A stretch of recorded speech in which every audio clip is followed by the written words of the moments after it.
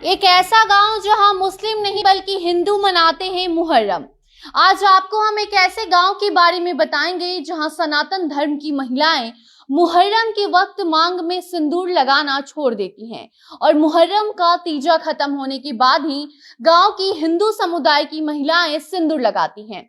जानकर आपको हैरानी होगी, लेकिन ये गांव ऐसा है जहां अगर मुहर्रम और हिंदू धर्म का पर्व अगर एक साथ पड़ जाता है तो लोग हिंदू पर्व को छोड़कर मुहर्रम ही मनाते हैं।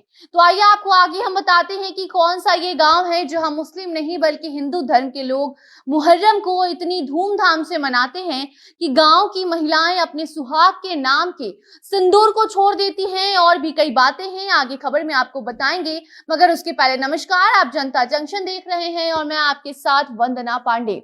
मुहर्रम के समय अगर सनातन धर्म का कोई भी पर्व आ जाता है या फिर दोनों का समय एक ही होता है तो लोग हिंदू धर्म के त्योहारों को छोड़ मुहर्रम को मनाना पसंद करते हैं, और वो भी एक ऐसे गांव में जहां मुस्लिम समुदाय के एक भी लोग आपको नजर नहीं आएंगे। जी हाँ, सिर्फ और सिर्फ इस गांव में हिंदू ही रहते हैं।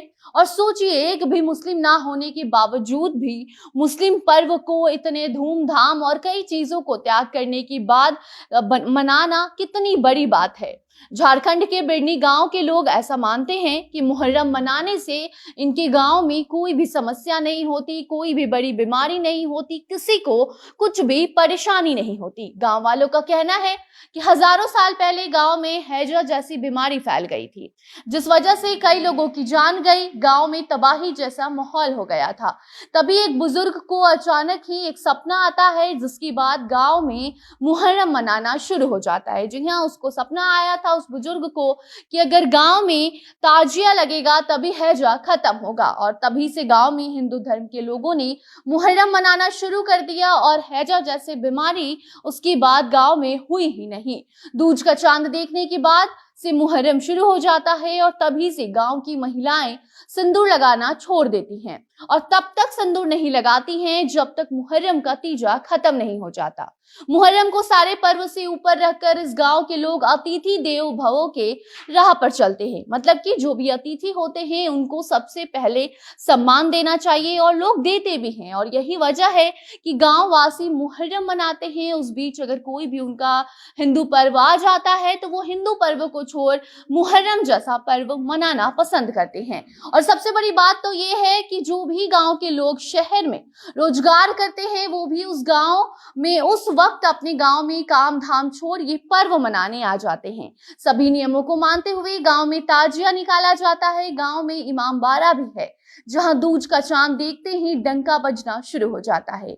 बाकी आगे बात अगर देश में मुहर्रम की करें तो भारत में इस साल मुहर्रम 31 जुलाई से शुरू हुआ है। ऐसे में आशूरा 9 अगस्त को है और यह दिन इस्लाम धर्म में बेहद ही ज्यादा महत्वपूर्ण माना जाता है।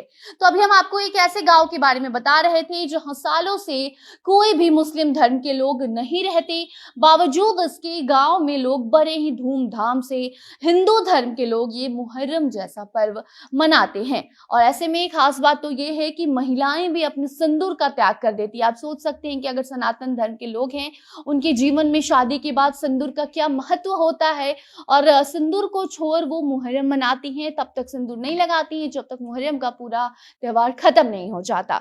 तो बाकी अब आप बताइए कि आपकी क्या राय है ऐसे गांव को लेकर, ऐसे लोगों को लेकर, और क्या कभी आपने ऐसी आस्था किसी दूसरे धर्म को लेकर किसी दूसरे धर्म के लोगों के बीच देखी है? तो कमेंट बॉक्स में बता सकते हैं। वीडियो को शेयर कीजिए और बाकी अन्य खबरों के लिए देखते रहे जनता जंक्शन। कैमरा हैंडल विशाल कर रहे थे और मैं आपके साथ वंदना। धन्यवाद।